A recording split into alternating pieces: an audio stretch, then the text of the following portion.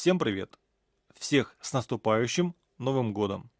Это видео специально для тех, кто хочет купить себе новый бесщеточный PowerMax, но еще не купил. Мы с вами попытаемся разобраться, какую версию лучше взять: обычный BS-BL, версию Quick со съемным патроном BS-BLQ или ударный SB-BL. Расскажу вам о преимуществах и недостатках новых моделей лично для меня.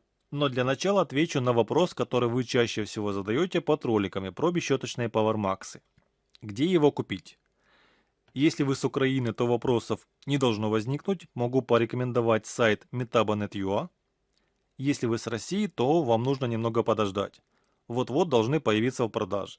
Все эти задержки и перебои с поставками, которые мы наблюдаем, не только с бесщеточными моделями и не только у Metabo, связаны с мировым дефицитом полупроводников. Кто слышал, не слышал, знайте. Вы можете наблюдать у меня две модели BS-BL и BS-BLQ, так как на данный момент еще ни разу не приезжала ударная версия. Давайте для начала начнем с плюсов. В чем новые бесщеточные модели лучше щеточных? Размеры.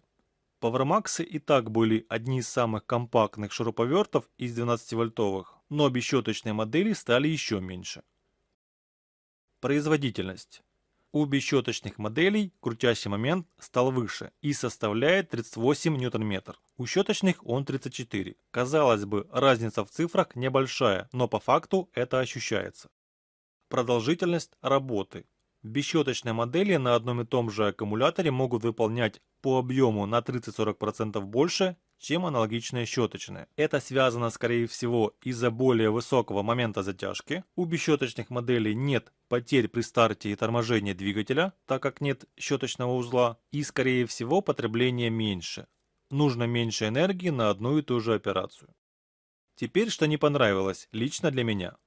У базовой версии, назовем ее так, теперь не снимается патрон, как у щеточной модели. И если вы хотите себе модель со съемным патроном, тогда это только BS-BLQ. Немцы это объясняют тем, что так как увеличилась мощность и обороты, то повышается вероятность того, что патрон будет самопроизвольно откручиваться. И по самому патрону. Мощность, как говорится, увеличилась, но патрон остался таким же. Так как он маленький и без замка, при работе расходник может самопроизвольно вываливаться. С этим, возможно, со мной некоторые не согласятся, но как по мне, его сразу нужно заменить. Видео про патроны я уже делал, ссылку оставлю в описании. Лично для себя я выбрал макитовский патрон от модели DF332D.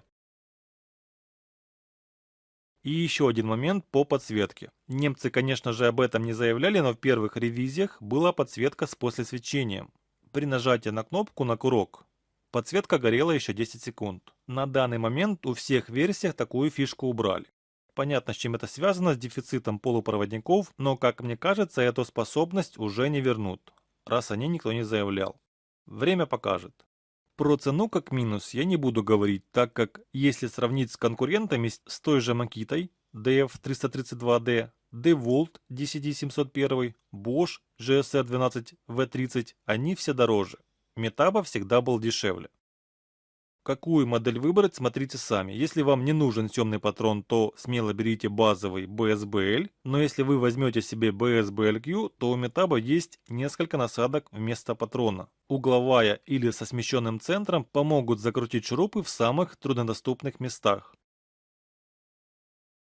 Ударного нет на данный момент и непонятно, когда они появятся, да и особо он не интересен. Толку от ударного режима мало. Если вам нужно сверлить в бетоне, то лучше уже ударная дрель или перфоратор. Думаю, видео было полезным. Если остались вопросы, то задавайте их в комментариях. По возможности буду отвечать. Также интересно мнение тех, кто уже купил и опробовал новые бесщеточные модели. Всем спасибо за просмотр. Еще раз с наступающим Новым Годом. Всем пока.